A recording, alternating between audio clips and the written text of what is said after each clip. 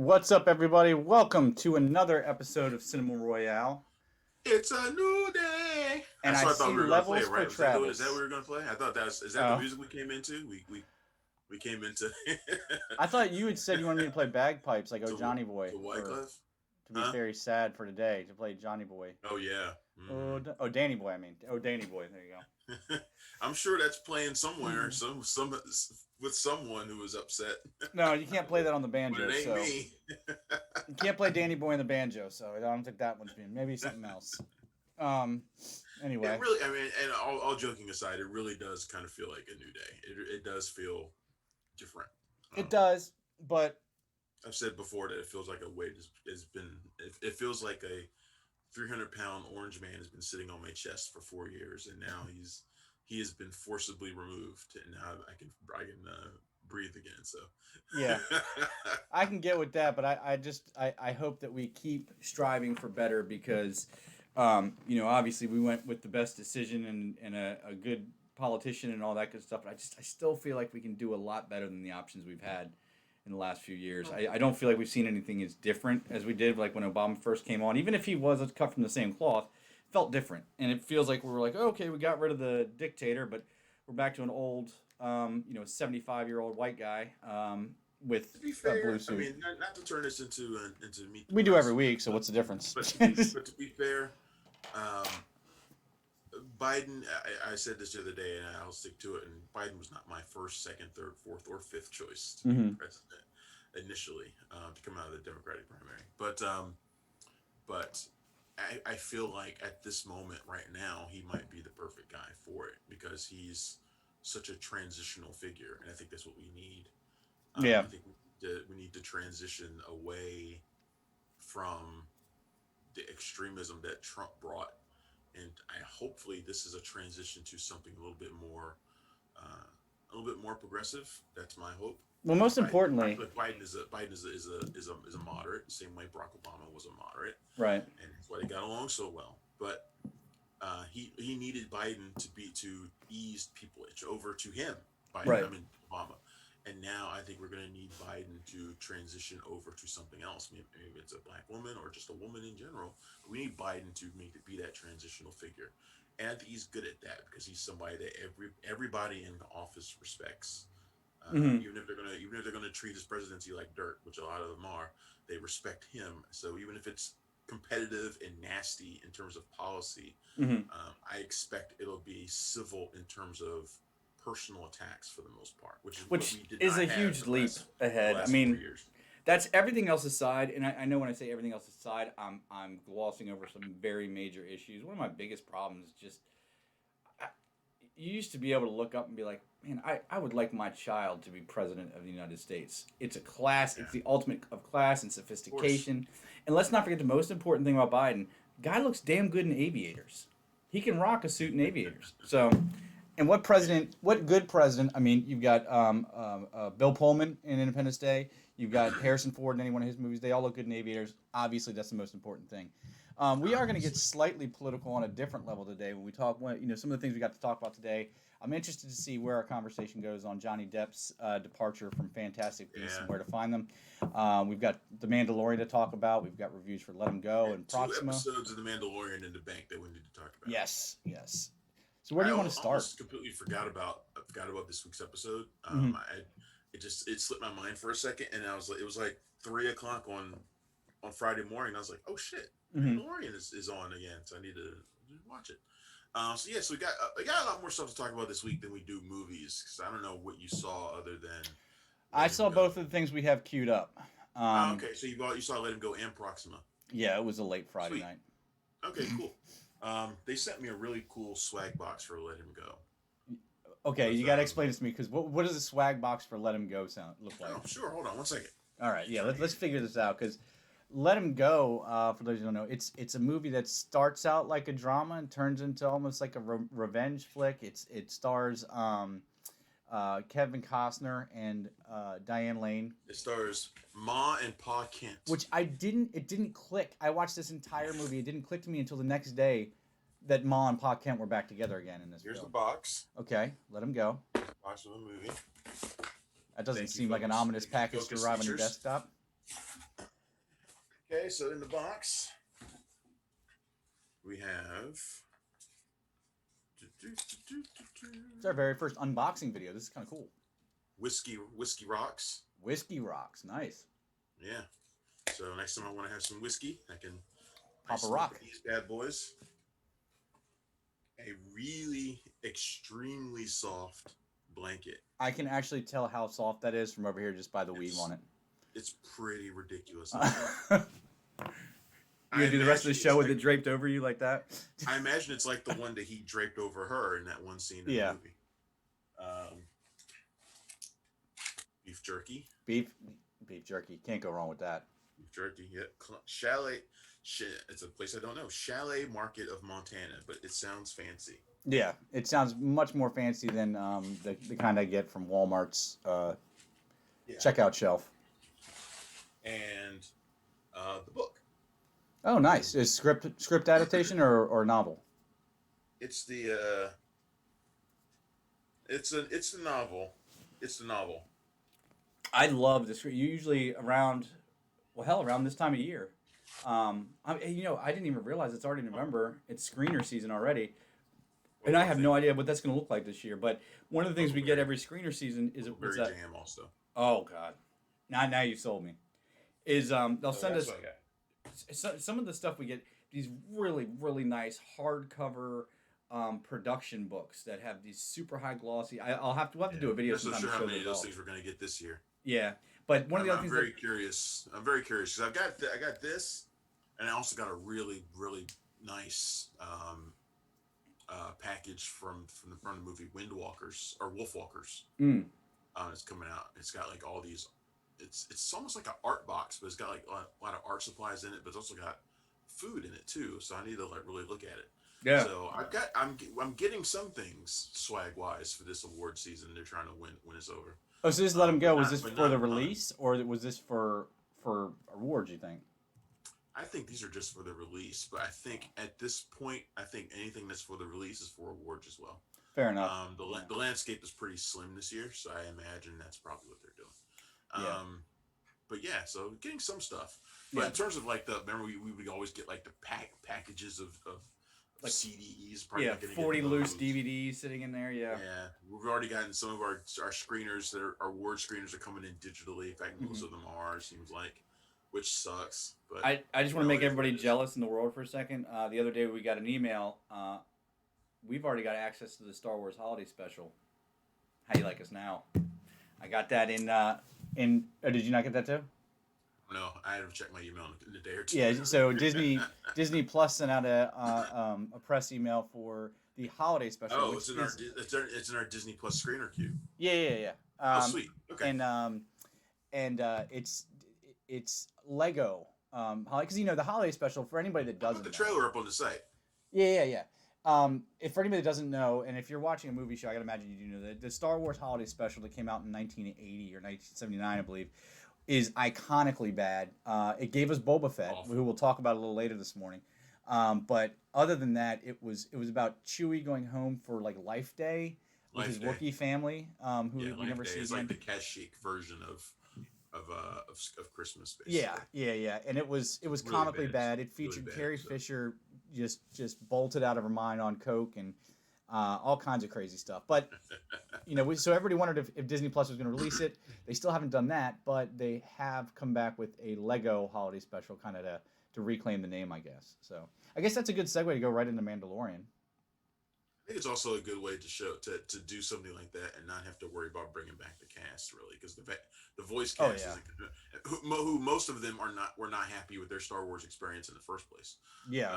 So that's probably a good way to still use those characters and not have to worry about bringing the people back who didn't like working on Star Wars. Yeah, so that really killed me. None of the voice people from the Daisy Ridley's not there. There's no John Boyega, Oscar Isaac. They're all their characters being voiced by other people. But there are other people who are there who are like Billy D. Williams is voicing Lando and Anthony Daniels is C-3PO. So some people are there. Yeah, well, Anthony Daniels, I mean, he's been the flag bearer for Star Wars since, I don't know, he never really stopped. In between 2005 and 2015, we had a 10-year stretch where there's no new Star Wars stuff. But he was still out there. I remember my wife got me tickets one year to Star Wars live orchestra thing, and he was hosting it. So he never really put down the banner and was taking it back and I mean, forth. if you were involved with Star Wars, would you put the banner down, or would you Who just are you talking to? No, I'm let not your even. career? Would you just let your careers like, you know what, my career is about nothing but Star Wars. Nobody knows me for anything else but this. Yeah, It's like that's, you know what, and that's okay.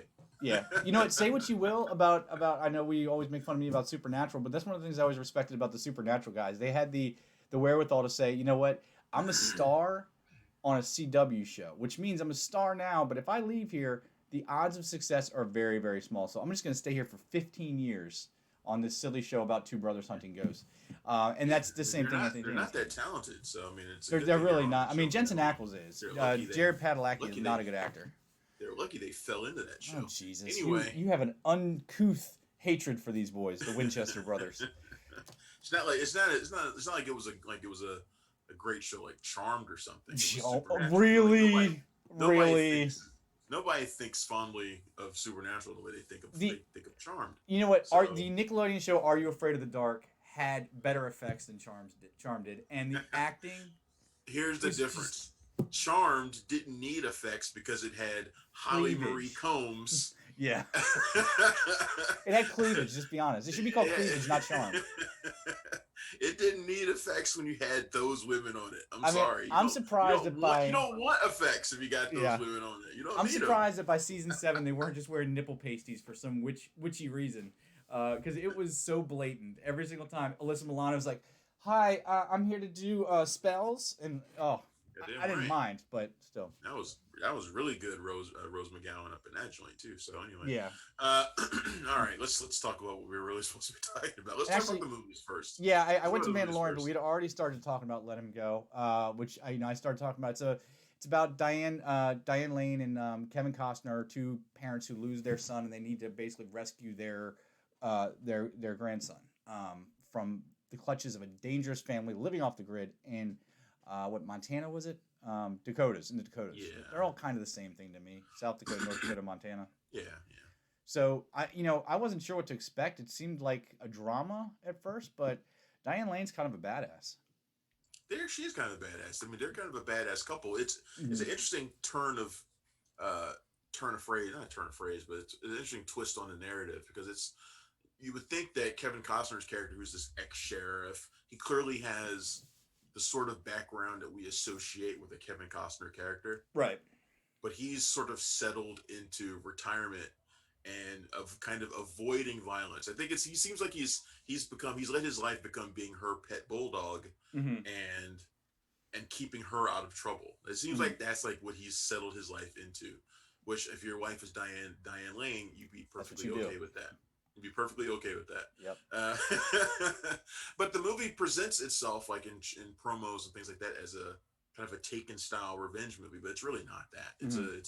It's more of a drama with some thriller elements to it, and I found myself really liking it, even though they didn't really flesh out either of their characters. They're the Blackledges, I believe their last name is. Mm-hmm. Blackledges. I didn't really flesh them out, but I realized they didn't have to because when you cast Kevin Costner and Diane Lane, like it's like the backstory kind of fills itself in. Yeah. You know what I mean? It's like I don't need to know. Like I do imagine them as Ma and Pa Kent from Man of Steel. Like I just kind of do it. I kind of fill it in. Kevin Costner, he has a long history of playing these sorts of aging hero type characters. You know, these guys who've fought for the law for years and have kind of settled into something else. Yeah. He's played these guys before, so we don't need them to fill in any backstory for us. It's kind of already baked in. Yeah. Which I kind of dug about it, that he didn't waste that kind of time. But there's also this theme that's kind of weaved into the movie, this theme of, you know, America's dream and things that are lost or taken and stuff like that. Mm-hmm. It's not just the child who is their last soul connection to their dead son, Mm-hmm.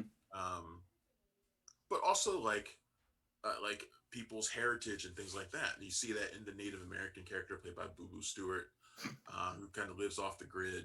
I just can't say his name without On laughing. his own. Yeah, I know his name's funny, but you know, he's basically had his whole his whole culture, everything about himself stolen from him when he was taken and put in those Native American schools from the 60s, 50s, 60s. And then you have the the Wee Boys, or whatever their names were, which their Wee name is Boy, funny yeah, too. Wee Boy, and Wee that's not like a Boys, group like we're the Wee Boys, like little yeah, boys. It's the last the, name is the Wee WEBOY. Boys, who are like this, who are basically like hillbilly Corleones, Yeah, you know, Jeffrey and Donovan, who yeah, on the Jeffrey much Donovan. underrated what was it called? It's so underrated Need I can't remember somebody the name. The if you show need that somebody to play somebody who can be like Eddie Haskell, like he's hmm just like phony charming with a hmm really toothy grin yeah. is Jeffrey Donovan. He was good in Sicario too in his small role What in was that his movie show too. that I can't remember the name of now? I started watching it. It was good, but Oh, the one that Burn was on Notice. USA. Burn Notice. Yeah, Yeah, Burn yeah. Notice. Yeah, yeah, yeah. It was a good He show. actually was. He was really good in that. But the Wee Boys are about loss as well, and things that are taken away. Except they're the ones who are doing the taking. Right. People who have probably spent their family's entire generation thieving from the land and thieving from the country, not really doing much to do anything for anybody else but themselves. So the taking of the child is just another aspect of that. And I Right. think these are really interesting ideas that the movie presents itself. It's not an action movie, so if you go into it expecting an action movie, you're not going to get it. Yeah, it's But that not said, taken. That's for sure. when violence does happen, violence is brutal and the violence is meaningful Yeah, when it does happen in the movie. but you know what kind of clicked in my head watching this, especially with Boo Boo Stewart's character Peter, um, is it's been so long since we've had a movie about the Native American experience in this country after colonialism. And Kevin Costner brought us one of the last great ones, which was Dances with Wolves, and that was freaking 30 years ago. And isn't it a bit strange in the world we live in now, where everybody's a bit more open to representation and righting wrongs and things like that, that we don't have more films about Native Americans and the fact that they're still on reservations, and it's some of the highest rates of drug addiction, and their schools are crap and all this other stuff that we've done with them. And Boo Boo Stewart, as much as I laugh at his name, other than the Disney stuff he's done, obviously, I've liked the guy every time I see him on screen. I think he's if I he like him sees too. that and gets some kind of producing role going to do some films about the Native American populace of this country, whether it's now or period.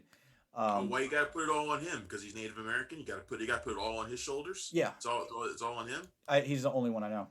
I don't know any other Native It's very Americans. white of you to expect him to have to represent No, everybody white of me just for would you, be to think that just so I you should can tell the understand story. it. If I should tell the story, that would be white of me. I like to do the right I thing. agree. I like him too. I was trying to think of the other things I've seen him in. I think was he in Twilight a Twilight one, movie? He huh? was in a Twilight movie, right? Yeah, he was in Twilight, and he's Yeah. done a bunch. I actually know him. I'm embarrassed, not embarrassed to say, but because I do have a Was he in 6 year an old X daughter. Men? What? Was he in an X Yeah, Men? he was the portal guy, wasn't he? Yeah, he I don't was. It know. was in Days of Future Past, but I know him from all his Disney movies like Zombies and Descendants and all that. Um, Yes, yeah, he was in Tales of Halloween. He was Warpath. That's who he he was. was Warpath. Mm-hmm. That's right. It's the reason why I didn't even think about that is because he's one of those actors that I can't get it what his age is. Yeah, he's 13 or 30 type. Yeah, you don't Right. know. I can't figure him out. Like I don't know what his age is. So when I'm thinking of him as Warpath, I'm thinking of him as older. Mhm. I imagined him as younger in this. Yeah, And I imagined him it seems like to be that way every time I see him, like I'm not sure what his age is. yeah, he So can definitely be a buff 18-year-old or a young looking 40-year-old. You can't tell at yeah. all. But yeah, so let him go. I mean, I give it a passing grade. I like Travis said earlier, guys. Don't expect Taken. If you're getting that from the trailer, it's not what you're gonna get. Look for something. Think of something more thoughtful, something more dramatic. But it does satisfy that violent need that you have. Then it's gonna be something for you. You know, I tweeted about this and I really like that these sorts of mid-budget dramas are coming back Mm-hmm. because that's what this kind of movie is. um, 20, 30 years ago this movie would have been a modest sized hit movie, Oh yeah.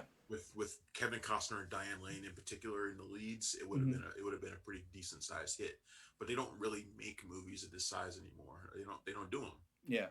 People because forget what movies are included in that group. Field of Dreams is one that would have been included in that group, but Netflix is you know, bringing back. yeah, there's a lot of classic movies that would never get made nowadays, Yeah. but or they would just go to streaming.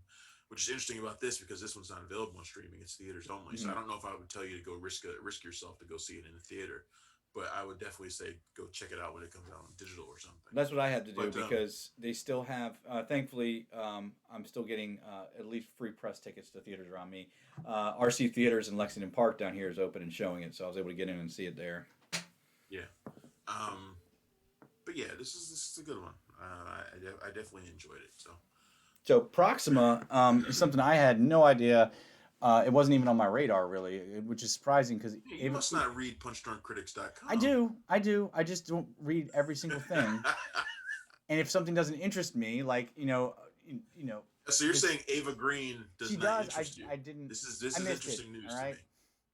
No, that and that's what I was to say. Is Ava Green is somebody I've watched her career with great interest ever since Casino Royale, and she always seems like she's right on the cusp of breaking into international superstardom. And I guess some people could argue she's already there, but it's just like she goes up, goes up, goes up, and then cools off, and then goes up and cools off. She never hits I that A list I status. think I may want to turn your volume up a little bit, John, but Okay.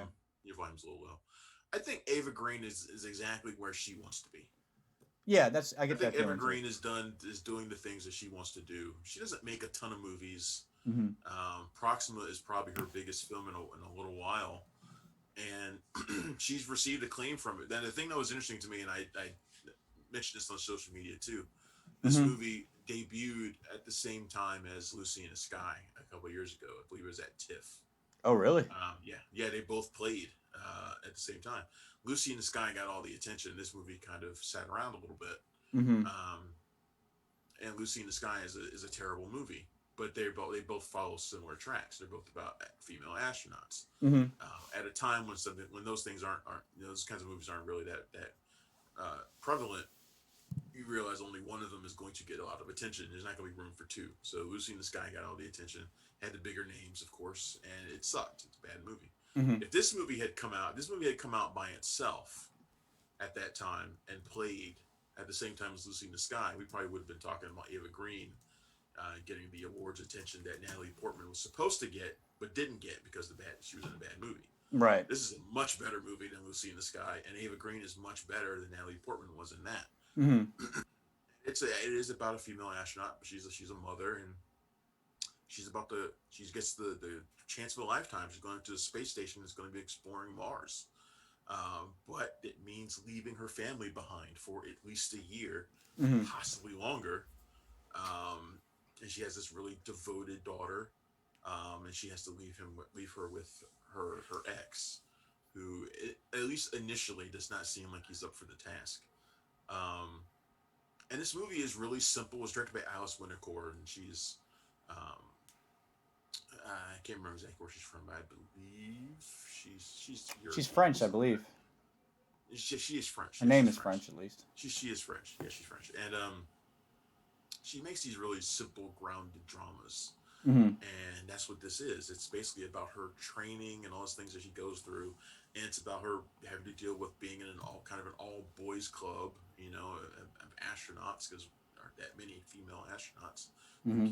get that kind of um, opportunity, and it's about her trying to cope with having to leave her family behind. It's a really simple film, but I like the way that it addresses something that we see all the time in men's movies with men, because there have been, especially lately, there have been a bunch of movies about male astronauts going into space and bringing their family baggage along with them.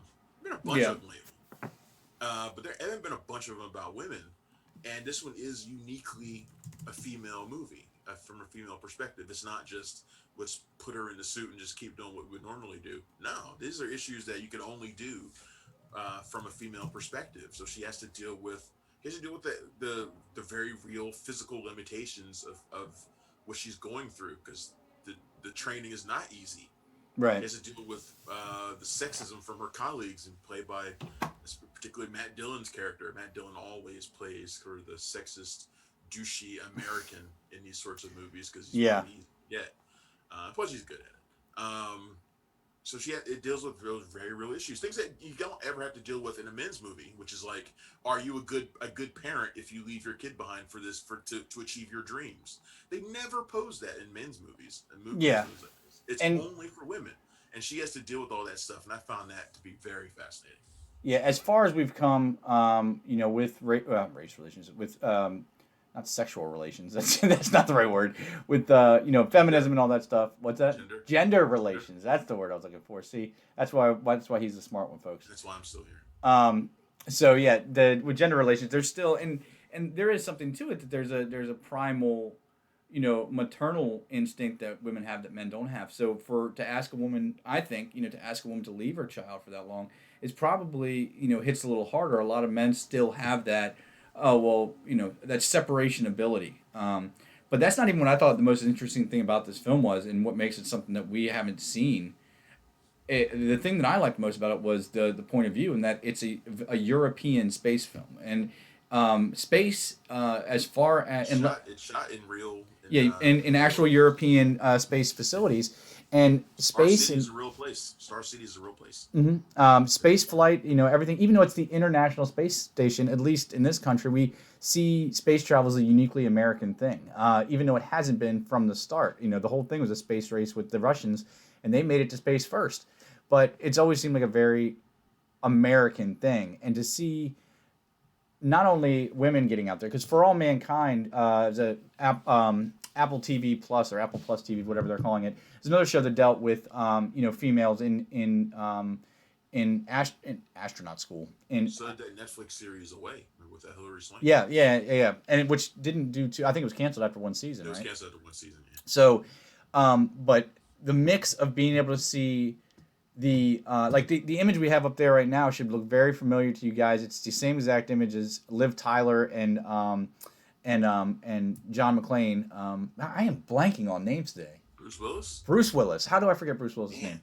It's the same thing, but it's a mom and her daughter. And I don't think it's sexist or anything to say that a mother leaving their children a lot of the times is tougher than a father leaving their children. And to see it from that perspective, and to see what she's weighing that loss, that abandonment against, and going to do this, coupled with the aspect of it that we haven't seen internationally before, is really what made this interesting, if nothing else, for me. I really liked Ava Green in this too. I mean, I talked about before how she's much better than Natalie Portman in it, but I liked how her character. We always perceive Ava Green as very sexy, and she is a very sexy actress, but it's not a sexy role. It's not like it's deliberate. I mean, she plays a lot of like Ice Queen sort of characters too. Yeah. But it's like she's someone who has basically not removed her femininity. Subdued it a little bit, at least. Subdued.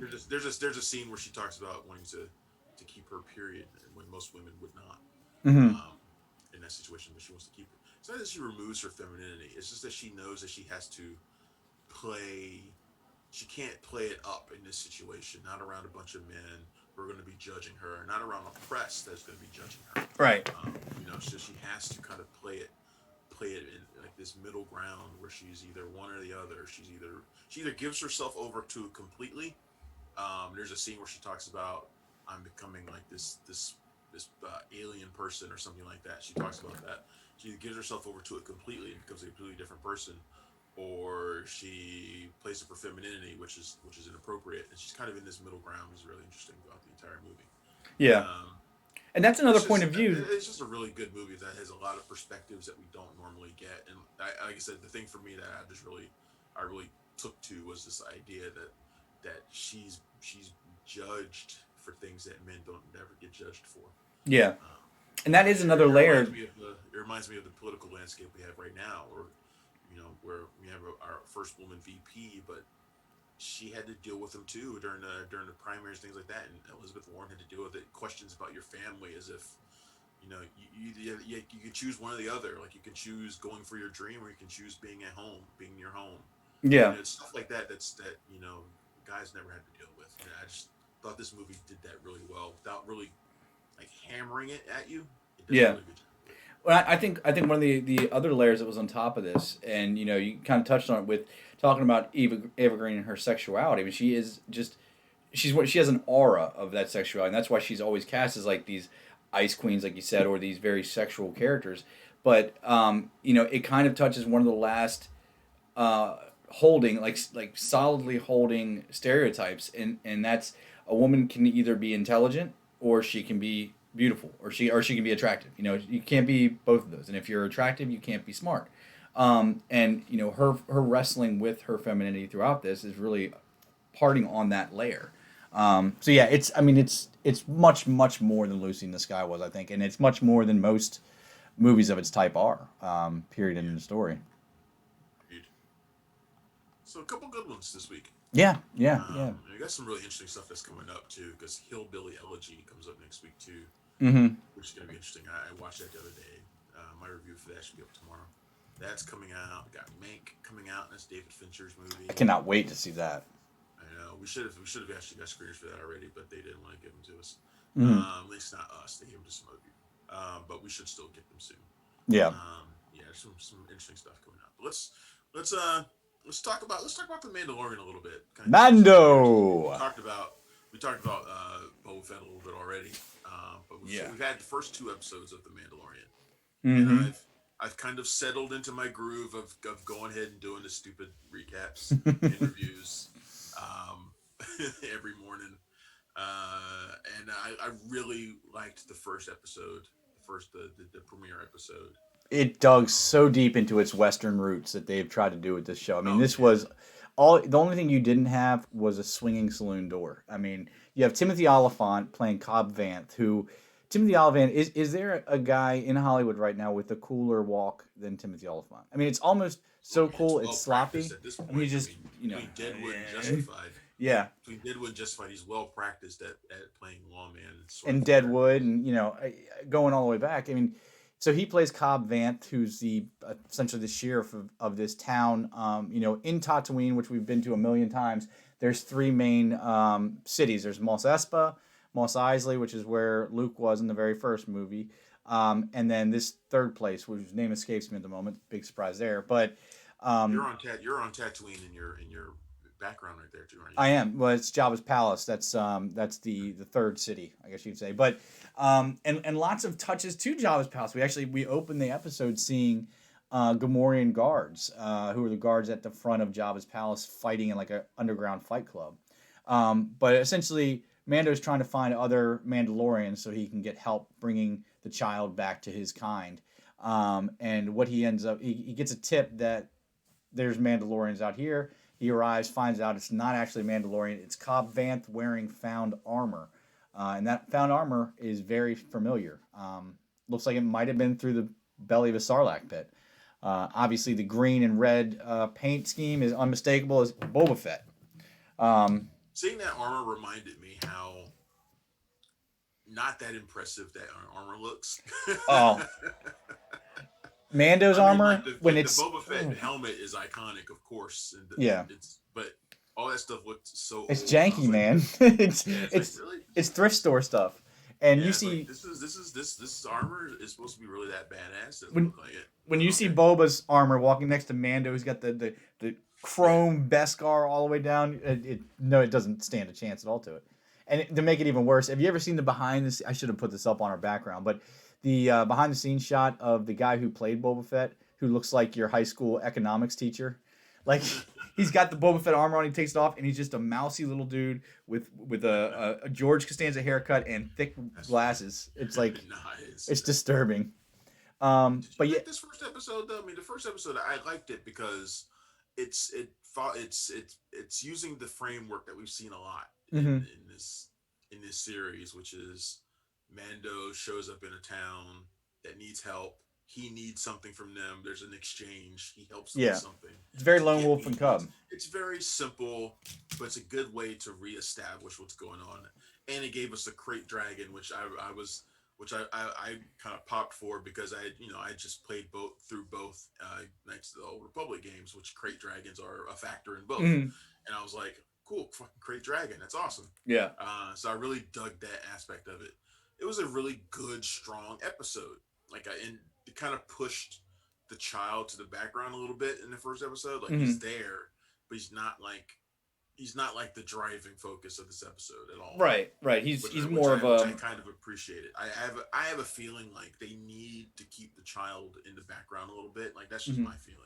Well, that shows the Um, genius of Favreau. I mean, because anybody uh, else in Hollywood, if you have something that's selling as many toys as the child is going to put that thing front and center. It's going to be called the Child Show from now on. well, But he does that in he's episode two, though. In episode two, it is yeah, entirely the child, and the child is it's Frog Lady too. Let's not be the unfair. child is basically, and look, I in my recap, in my review of episode two, which is titled "The Passenger," um, I said this is probably my least favorite episode of all of them so far, I still think it is. Yeah. And my impressions of season two right now are that it's going to live and die by the big reveals. Mm-hmm. It's going to live and die by how they handle Ahsoka Tano. It's going to live and die by whatever this Sasha Banks character is. It's going to live and die by what happens with um, Giancarlo Esposito's character. And a reveal that we've already got this season. At the end of episode one, obviously the Yeah, question is, we've got Boba's armor. Where's Boba? And then as the Mandalorian is leaving over a ridge, we see somebody the back of somebody's head watching him leave. Turns around, and it's Tamora Morrison, who played Jango Fett and all the clones in the original or in the prequel trilogy. and he's supposed to be playing Boba Fett in this. I wish he was not playing Boba Fett in this. I wish he was just being Captain Rex. That would be But awesome. But he might still actually play Captain Rex, but we don't know. so to your point, But though, but I liked but the first episode. yeah, I don't yeah. know, what are your feelings on? Because as long as they have it's a double edged sword because I like these one and done episodes as long as they build up to a we're assembling the group. Like I was crestfallen last year when Gina Carano showed up for one episode and it felt like we weren't going to see her again. Same thing with Apollo Creed. If he wasn't going to show back up, I was going to be upset. But it does come back around. That being said, I really feel like there's a lot left on the table with a lot of these characters. People are already talking about a Cobb Vanth spinoff. I don't think there's enough there to have that. I think he's a good side character, and I think he needs more screen time. But I certainly I agree. can totally see a Cobb Vanth mini series of some kind. I could totally see that. You think so? I think that people imagine a mini series for every character. I mean, there's talk about a Cara Dune spinoff as well. There's people Yeah. say that about everything just because Disney has teased everything. I'll hold out for the So, Frog Lady spinoff. so, but I mean, Very. I'm bored of the this narrative framework that they're using right now. I'm bored of him showing up at places because the second episode is the same thing. Yeah. Second episode is basically the same thing. He needs help from somebody. They need something from him. He'll do it in exchange for it, and that's what they do. And he fights a monster, Hmm. and that's it. And then he moves on. And I'm tired of seeing that. Yeah. Because I feel like we've seen it. We saw it a lot in season one, which it gets a pass for that in season one. Hmm. But now we're in season two, and we had two straight episodes of it. Yeah. It's not as if the second episode is even bad. It's still good. It's just I'm getting fatigued of seeing the same sort of thing. Did you ever And finish this episode Rebels? was a lot of this one was leaned heavily on humor, Hmm. which I guess I would expect because it's directed by Peyton Reed, Hmm. who did Ant-Man and stuff like that. So I Right. expected to be a little sort of more lean more on humor than anything else, and it does. The child is driving the action through his childish That actions. shit was disturbing. I'm gonna be honest. When you anthropomorphize a frog and you have the child eating that frog's kids, it's a little disturbing. I'll be honest with you. Yeah, I was disturbed by how casual it was that he was just popping them in his mouth, Yeah. but that there was no reaction about how kind of horrifying it is. Yeah. And the mother didn't seem to have that much of a reaction either, She didn't seem which to also notice. which also bothered me. She did notice at one point because she rests and she like wraps her arms around it, like looking right at him. Yeah. Well, So she yeah. does Okay. Yeah. realize that it's happening, but there's not much of a reaction to the fact that this thing is just popping her kids into his mouth like it ain't nothing. And the And not episode just her even ends kids, the that way. last of her bloodline. Right. The last of her bloodline, she doesn't seem to be that concerned. I mean, the episode ends literally on him popping another one into his mouth. Uh huh. It's just, and I was like, I don't know how we're supposed to take it. I think that's my sort of my thing. Like in terms of tone, am I supposed to take that as seriously as it probably deserves to be. Y- But then again, yeah, I also feel like we're not going to see that character again. So I'm like, or should I just kind of leave it alone and be like, whatever? yeah. But I I feel mean, I like think there's that's what it going to be is. some sort of payoff to the way that the child is eating everything right now. Like I feel like there's going to be something that comes out of this because the child was eating everything in Yeah. this episode You can hope and putting so, it in but I their mean, it mouth. can also be just another one of those kid cliches. Like kids put everything in their mouth. That's what he's doing. It And totally is. yeah, It totally is. Yeah, the child is like nearing terrible twos range or something like that, and it's right, just you know being very infantile right now, and they're playing up the infantile aspect, like in terms of like the way the child sounds, the hmm sounds it's making, he's sounding gibbering very more. Yeah, sounding much more babyish than it ever has before. So they're yep, playing into that aspect of it. I need to see what happens when it leaves sort of the comfort of this type of episode. right, That's what I need to see for the rest of the season. I don't need to see this anymore. I need to see them doing something else. yeah. I do have to give the hair and makeup department for taking Amy Sedaris, who is not an I'm glad that unattractive she's been in woman. both episodes. Yeah, yeah, I love that character. That character is great. she's awesome. And I do love that character. Now, did you ever finish Rebels? Did you watch Rebels all the way through? Oh yeah, I watched all of them. So that is one thing that I really do like, and it's almost something that they could lean too far into and start to shoot themselves in the foot, but maybe not. And that's reference. The reference, constant referencing to other things. The Star Wars galaxy is huge, but there are things that we've seen in other formats that we have only seen there. The ice spiders that are the antagonists for the all of Episode 2 are these giant tarantula ice spider looking things that They're were like in Rebels. xenomorphs. They're like Yeah, xenomorphs. yeah, xenomorphs. Yeah, they're kind of like xenomorphs too. You got that, and then you've got Amy Sedaris' character. Obviously, is a continuing narrative. You've got these little bits and pieces. The whole reason that he's saved in Episode 2 is because of a good thing he did previously. On the prison break episode from season 1. So there is a trailing narrative through all of this stuff, but it's little bits here and there. There's no solid line other than him and the kid and where they're going. The appearance by the rebels in this episode I really did like though, Yeah. because I feel like because we haven't really seen them like we're seeing the thing that I love about this show and that I really like about these first two episodes is that it's shown us perspectives of things that we didn't normally get. Mm-hmm. So in the first episode, we see the destruction of the Death Star from this little tiny town Mm-hmm. that has basically stayed out of the fight. You know Right. what I mean? Like it's kind of like what we saw in the Last Jedi, where we got to see the perspective of those who were poor, Mm-hmm. who how the war has affected them. Like we got a Right. taste of that in that. It's kind of a continuation of that, and that's something I really respect.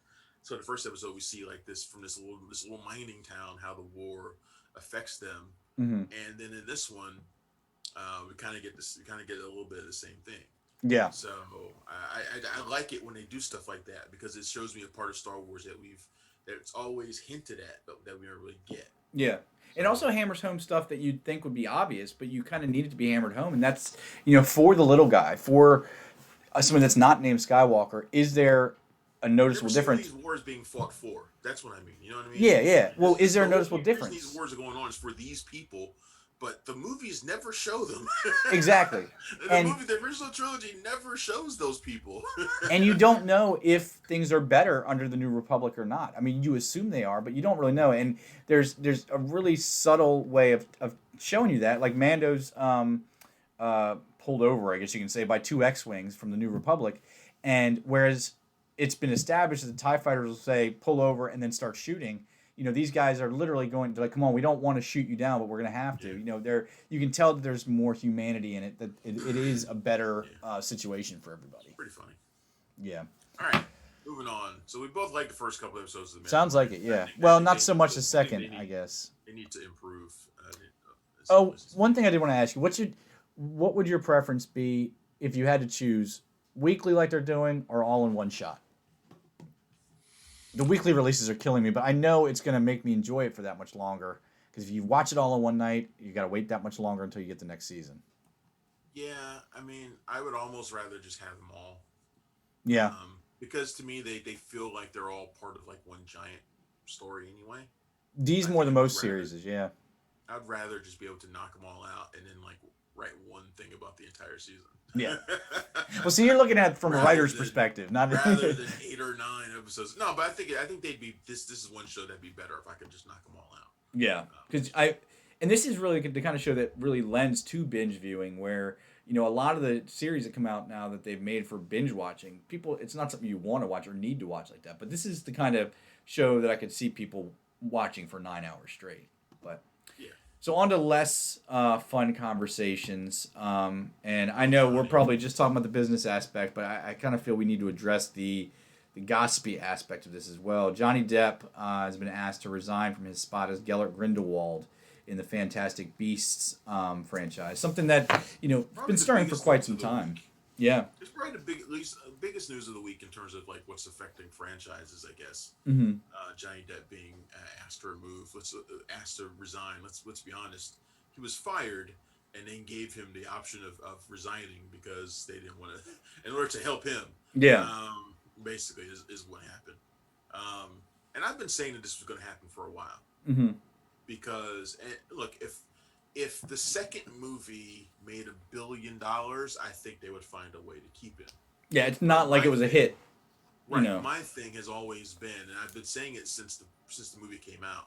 Actually, Mm-hmm. since before the movie came out, I said how I've been saying. I'm like, how is the fact that Johnny Depp is persona non grata gonna hurt this movie? That's what I've been saying, and then it did because the first movie he showed up out of nowhere, so nobody knew that he was in it. Yeah. It was Colin Farrell And then before. right, nobody knew he was in it. The movie did well. Second movie, he was heavily promoted, and the movie did $150 million worse. And I was like, that's not a coincidence, y'all. That people don't like Johnny Depp. They haven't liked him for a long time, other than Pirates of the Caribbean. But then you throw in the whole domestic abuse thing with Amber Heard, and his public persona is garbage, Yeah. and people aren't gonna support it. And sure enough, people didn't support the movie. It was a bad movie too. Like the second one is almost unwatchable. Yeah. But but it's mainly him that people didn't want to go and pay for it.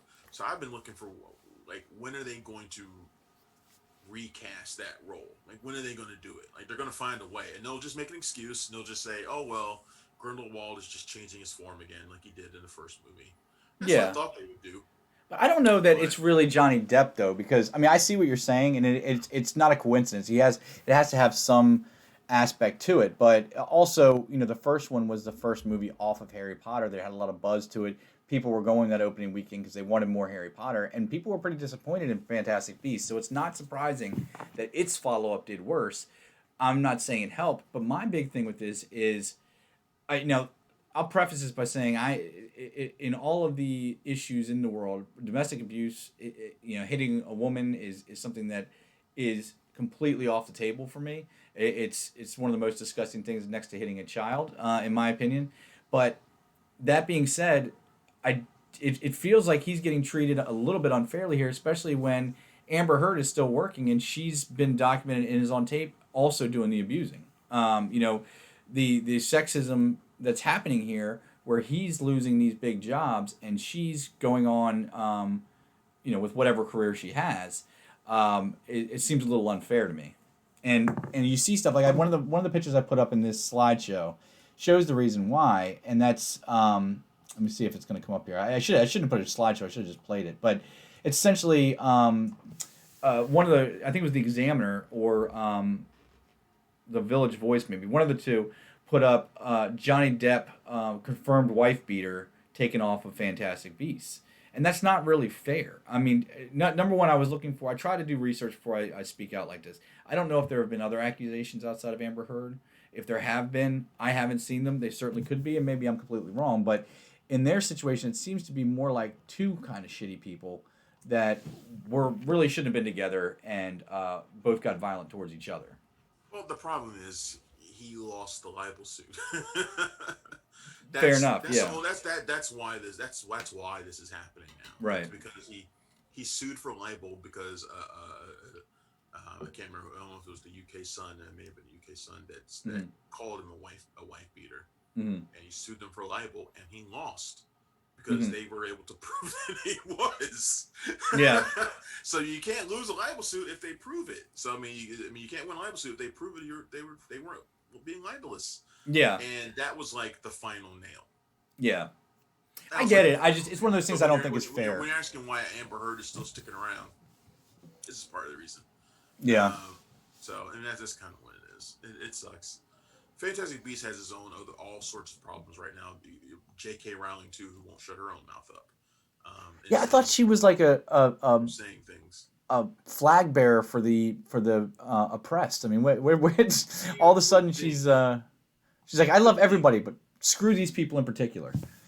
Yeah, you would think. I think she just has woeful understanding of how people are. I think she has like a broad idea of what she thinks people are, but no actual experience with who these people Oh are. well, yeah. Well, I mean, for all of her rags to riches, I came from the gutter. Look where I'm at now. She is completely out of touch with people in general. But I think that's the biggest thing. She's out of touch, and she doesn't seem to realize she's out of touch. Yeah, which is the worst. So, and she's gonna keep talking. As you know how we talk about mansplaining. Yeah, she's like doing that version of that with like trans people. Yeah, it's like, what do you know? She's train spotting, if you will. Exactly.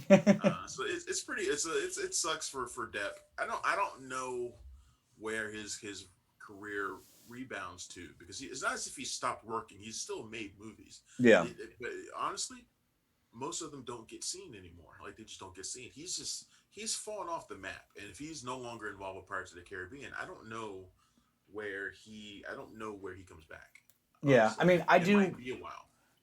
He might have to go away for a while, and then like surprise us with like a role that comes up out of nowhere or something. Which is basically what happened with Pirates of the Caribbean. You know, he was falling down fast when he became Jack Sparrow. I mean, the Ninth Window or Ninth Circle was his last movie before that, and he had not had a solid hit, and his public image was dropping. But you know, I've always got a soft spot. You know.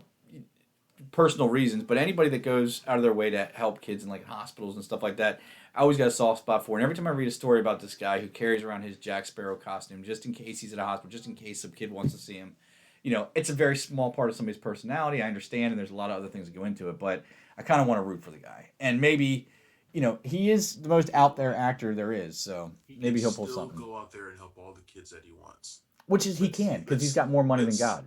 Let's see if he does it when he doesn't have Jack Sparrow to do it as. Yeah, that's fair enough. On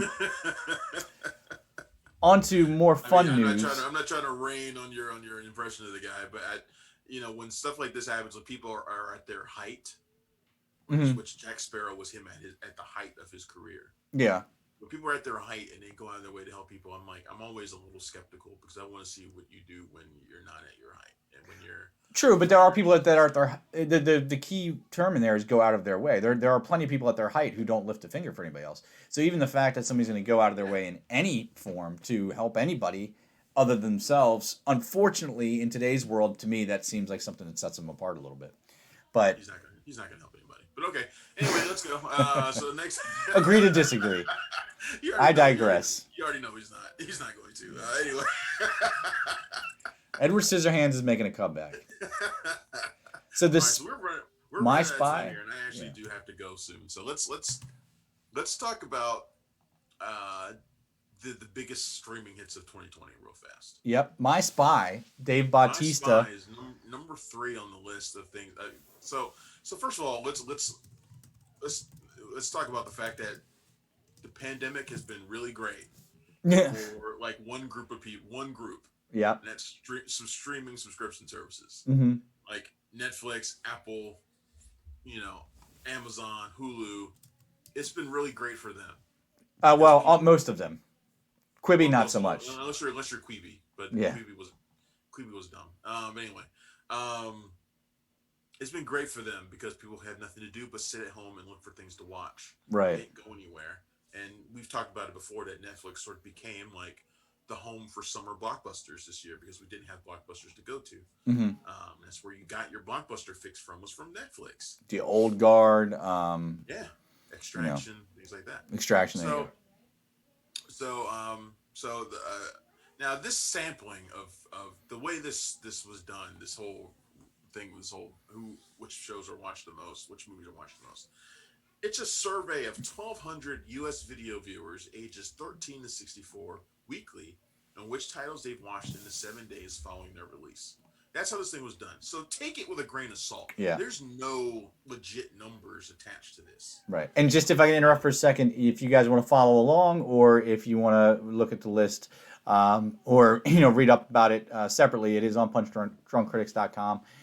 Travis posted on November the 5th. So go ahead and check it out. If you go to www.punchdrunkcritics.com and just do a search for streaming or a search for My Spy, Hamilton, any of those shows that are included in the list, it will pop up for you. Right. So there's some that they're interested. The top two are not interesting at all. So number one is Hamilton, of course. Obviously. Right? Yeah. Hamilton was the biggest thing, like a phenomenon. Number two was Borat, subsequent movie film. That's not a surprise either. Both of those are huge, gigantic movies. And fairly recent, especially Borat, which is only a few weeks old. Number three, though, was the one that really struck me, and it was My Spy. My Spy is the number three most watched SVOD release for 2020 so far. My Spy, completely charming film. I really liked it. And I guess I shouldn't be surprised because, it's a family-friendly film with a big star, Dave Bautista. Yeah. But at the same time, it's beating stuff like Mulan. That's where the surprise comes in, yeah. Yeah, and like Enola Holmes, which has been praised up and down, and The Five Bloods, which has got Oscar aspirations, and Artemis Fowl, which is a movie that Disney put a lot into. It's My Spy is beating all of these. I mean, The Five Bloods is down at 16 on the list. When they finally do the sequel, because they're going to, they just will. They're going to look at this and be like, well, now we've got our reason. Well, you know what it is it all comes down to rewatchability. I mean, it really speaks to Hamilton is surprisingly rewatchable for a 3+ hour performance. Borat, this speaks to how many people actually watched it, because if you're looking at these streaming numbers, again, these are with a grain of salt, nobody's watching Borat more than twice. It's not a movie you rewatch over and over again. But My Spy, if there's one thing I've learned in my 6 years as a parent, is that kids do not need something new. They can watch the same shit repeatedly, like literally one after another. And then My Spy is the type of movie that a parent, has no problem sitting down. And then the middle kids, the youngest kids can watch it. The middle, it's a true family film where everybody can watch it. And then when it came out, there weren't a ton. If you look at the surrounding weekends, there wasn't a ton of other movies, and it was right at the height of the quarantine. So people were just watching it over and over. A lot of those were rewatches, I guarantee it. Yeah. And Phineas and Ferb, the next on the list, speaks to that same phenomenon. Yeah. It's a pretty extensive list. It goes all the way down to the top 30, and there's some really interesting choices on here. Palm Springs is down to 26. Palm Springs is, I think, one of the 10 best movies of the year. It's fantastic. The Devil All the Time, which has that terrific A-list cast. Mm-hmm. I think one of the things you'll notice from this too is that a lot of movies with star power really are attracting people. Yeah. Which goes back to what we were talking about with Let Him Go. That movies with star power are kind of making a comeback again. Well, I think that's streaming as well, because I mean, think about, like, if somebody's going to spend money and go to a movie theater, they're gonna want to know it's a good movie. But if you're sitting on your couch and you see, oh look, Mark Wahlberg's in this, or oh look, Dave Bautista's in this, you're more likely to click. So I think the return of the movie star might be something we see happening with VOD as we keep moving towards that. Absolutely. So interesting list. You should go and check it out at punchdrunkcritics.com. Yeah, Trials Chicago 7 made the top 10 as well. That's another one that's going to be. It's got Oscar hopes too. So. And I really thought Project Power would have done better as well. Well, now I'm all kinds of one of the most surprising ones is Holiday, which just came out a week ago. It made the top 30. Yeah, a lot of people. There's a reason for that. It's Emma Roberts. I'll watch anything with Emma Roberts I too. she's grown on me. She's grown on me a lot, and I'm a fan. She's on the list. Yeah. She has made the list. Anyway, it's about time for us to wrap up. Yeah, man, you got things to do. We've covered everything. We are at 59 minutes and 58 seconds, so we've got. We're done. See you later. So that's right. been fun. Let's switch over to our closing line here. Again, we are the Punch Drunk Critics. This has been Cinema Royale. You can check us out right there. What the site says: www.punchdrunkcritics.com. We'll be there every day with all the new content that's coming out. Make sure you also follow us on Twitter. The site Twitter handle is PDC at PDC Movies. Travis is at Punchy Critic. I am at Punch Drunk John. If you are on Twitch, What and was we the know most last of you tweet are, you had? What huh? was your last tweet? Happy New Year 2012, I think, was it? I still put You it could out have there. just said happy. You could have just said Happy New Year, and it would have been enough. You didn't have to Yeah. put any Well, more. I had to say 2012 so you know how long it had We're been at the since. end of this year. I needed you to know how long it had been since I tweeted. Hey, I retweet stuff. On Twitch, Travis is at cinematic_enforcer. So make sure to go and follow him. One thing I need to add to this, guys, if you're watching this on YouTube, I hate saying this because I sound like a cliched YouTuber, but please like and subscribe. Like below and subscribe to all of our latest videos. You'll get all the midweek stuff, all the interviews Travis does, everything right to your inbox. So check that out. And if you have any tips or questions, if you want to try your hand at writing for us, if you know something about the industry that you want to get out there, anything at all, if you just want to tell me I suck, info@punchdrunkcritics.com is the email address. Please shoot us an email anytime. You know what? I hate to end on a sad note. Oh, shit. What happened? Alex Trebek just passed away. Oh, Jesus. Are you serious? Yeah, just now. We got to go back to the two-shot for that. Well, I thought he was getting I better. don't know. I just read it just now. So You know, sad, 2020, sad, we couldn't have sad way to end. Sad way to fucking end the show, week. But, of good news. We had to have good news followed by horrible news. That sucks. sad way to go. No. All right. All right, Bye, guys. everybody. Check us out. Until next week, we're out of here. We are the Punch Drunk Critics, and we are gone.